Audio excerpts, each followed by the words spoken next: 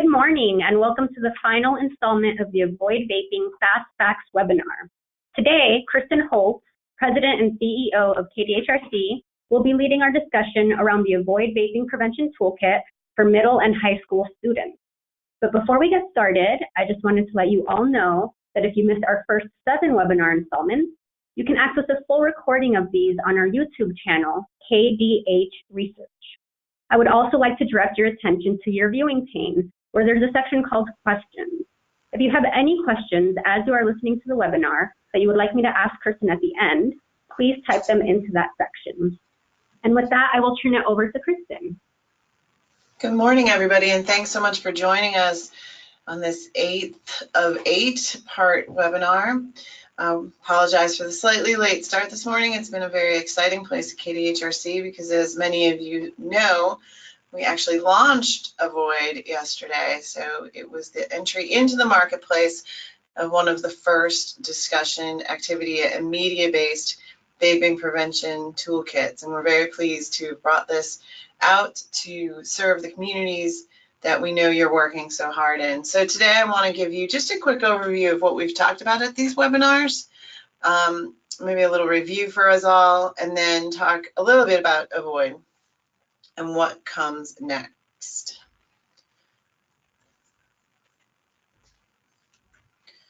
So as a recap, we know that research about vapes is emerging rapidly, and there's significant implications for youth. So in 2018, about nearly 4 million middle and high school students were current users of e-cigarettes. E-cigarettes, or as we more likely call them, vapes, are the most commonly used tobacco product among both middle and high school students. And this is the time of the year where the National Youth Tobacco Survey results are issued by the CDC, and we're all eagerly awaiting to see what the new usage rates will be. Most talk out in the world is that we're going to see even larger numbers, so we'll have to see what happens there. But the numbers are certainly pointing to the fact that vaping is indeed an epidemic. We've talked a lot about how policymakers are working to address youth vaping, but the changing tobacco landscape makes this difficult. So we spent some time talking about what state legislature is doing, what the FDA is doing, and even what you guys can do in your communities, in your schools, to put forward policies that help protect youth from vaping.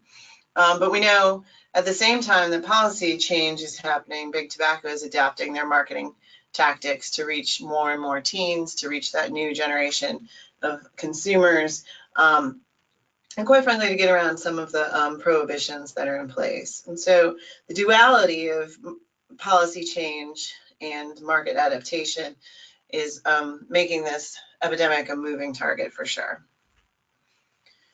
And as we think about prevention, we know that policy and environmental changes are critical to address the youth vaping epidemic. And it's, be interesting to think about that as, flavors might start to be banned, or as Juul is losing market share, to say, well, maybe this epidemic is waning. Maybe we, maybe we don't have as much to be concerned about because policy's changing and the environment's changing. And I think those are all really promising signs. But we know from decades and decades of prevention research is that keeping kids safe from drugs really takes a multi-pronged effort.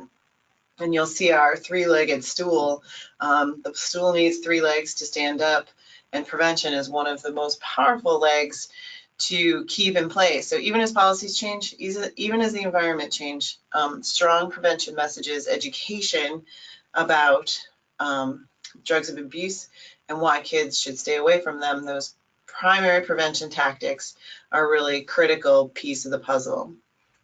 And so to that end, we've created and launched Avoid. And Avoid is an acronym for the Anti-Vaping Online Information Dissemination Program. And we're really pleased to have launched that this week. It is a media-based online toolkit for vaping prevention program. It's designed to reach middle and high school students, and it's designed to be implemented by adults who work with kids. And those adults can be teachers, they can be in school environments, they can be in coalitions, they can be in youth serving organizations like Boys and Girls Club. It's a very adaptable program, and it's really meant to meet the facilitator where they are. So it's turnkey in that it's got step-by-step lessons. It can be easily implemented by a teacher who has a lot of classroom experience as a new facilitator, maybe in a Boys and Girls Club who doesn't have as much experience leading group conversations.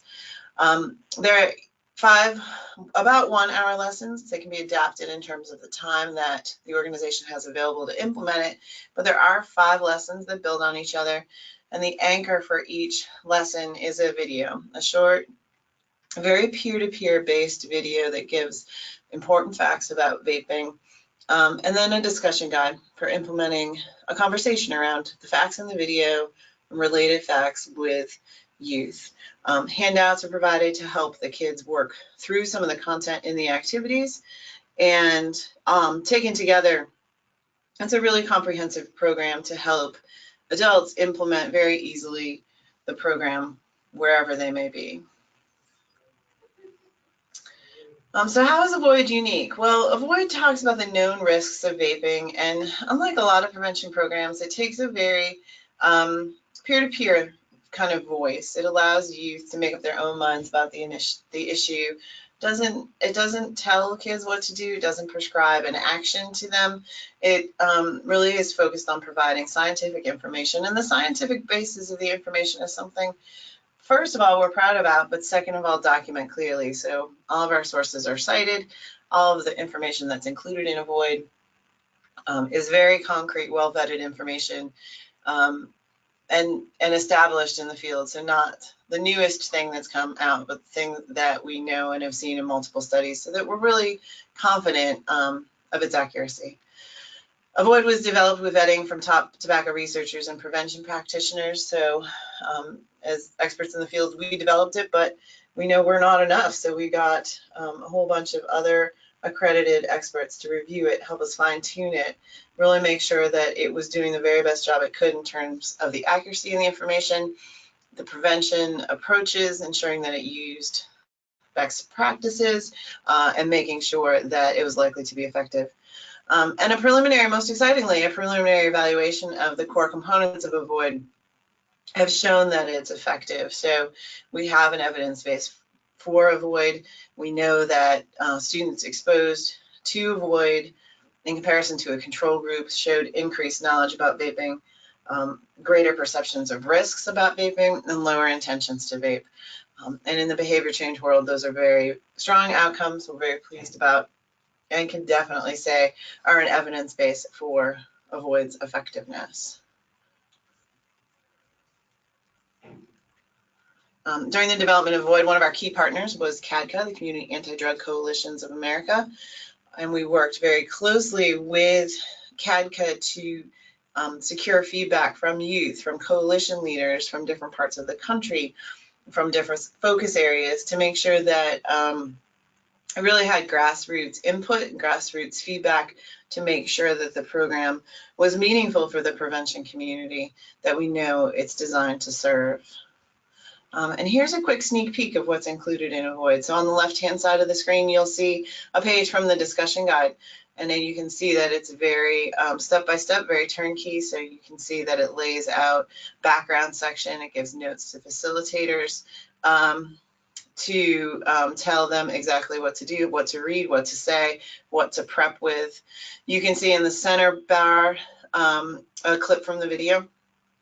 That is Kelly. She's our host to the video, and we cast her because she's in the same age range as the middle and high school students who are going to be consuming it, and she has a really great style where she talks just peer-to-peer to give them straightforward information.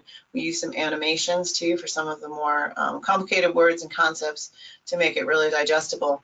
And then on the right-hand side, you'll see a handout, which is something that the youth will get to help them explain either how to do an activity, to work through some activities, and really put their hands on the content and experience it. And then this is the dashboard. So Avoid is an online program. Once people subscribe, once people buy Avoid, they have access to this online dashboard, which allows them to move through the modules, to show the videos to their participants, to download the discussion guide, in the dashboard tracks where they are.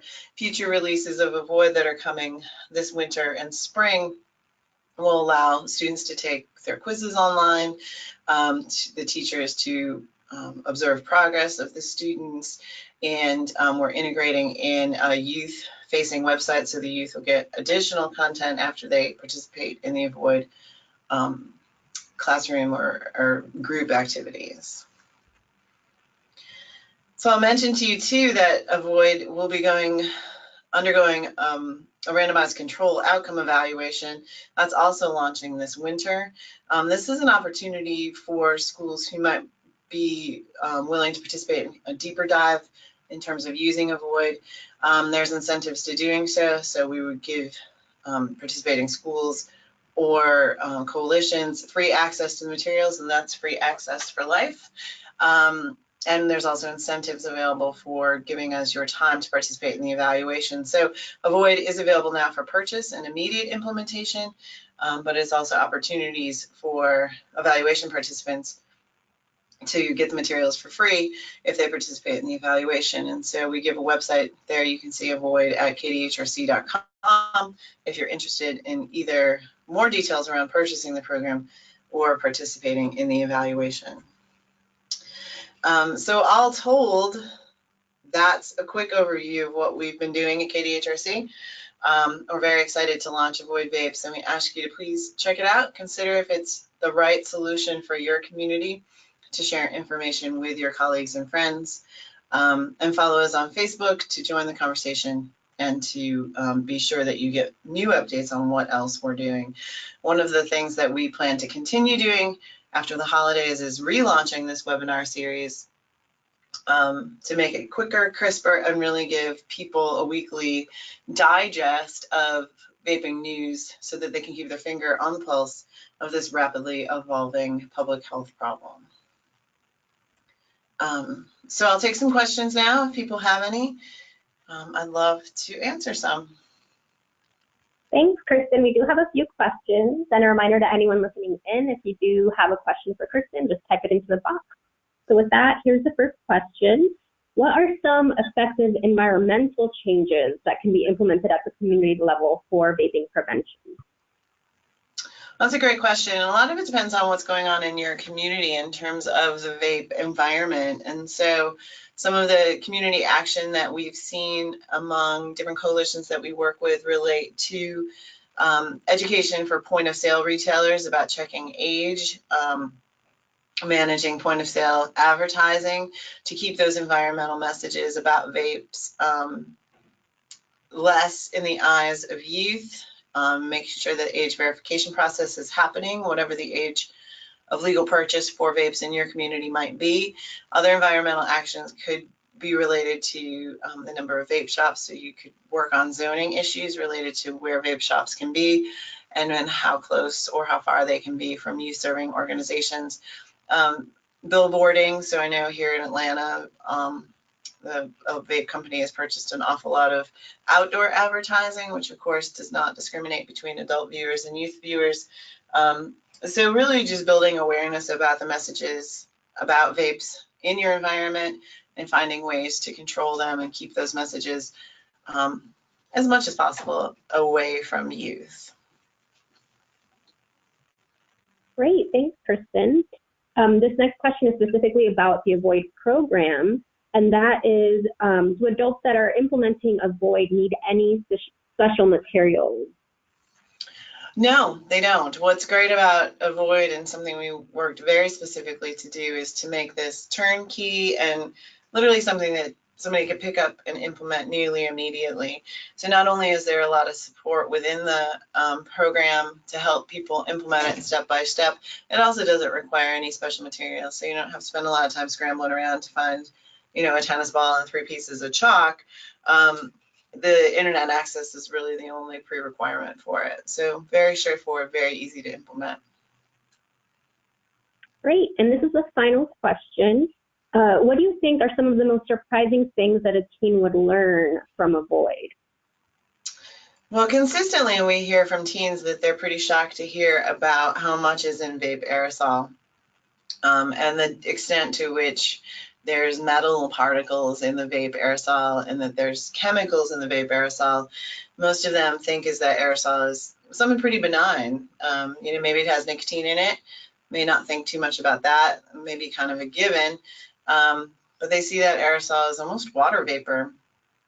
And that's one of the primary goals of Avoid, is to really make sure that there's awareness around what's in that aerosol and what the nanoparticles, the small particles, microparticles in the vape aerosol can do to people's lungs when inhaled. I think the other surprising topic could be the effects that nicotine has on the developing brain, and the difference between kind of casual use of the word addicted. So what does it mean when you say I'm addicted to my phone, or I'm addicted to those French fries, and a true biological brain-based change that relates to nicotine consumption and how nicotine is such a powerful and addictive drug and therefore dangerous to the developing brain. Great, thanks, Kristen. That's it for questions. Do you have any closing thoughts? I don't. I do just want to thank everybody for being with us these past 8 weeks. It's been very exciting to come online and share with you information about this very important topic.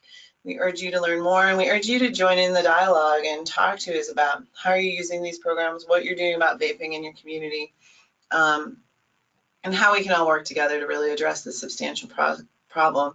Our Facebook page is the best place to do that, Avoid Vapes, on Facebook, and we look forward to talking with you, engaging with you, and hopefully having you share the results of using Avoid in your community. Thank you guys so much.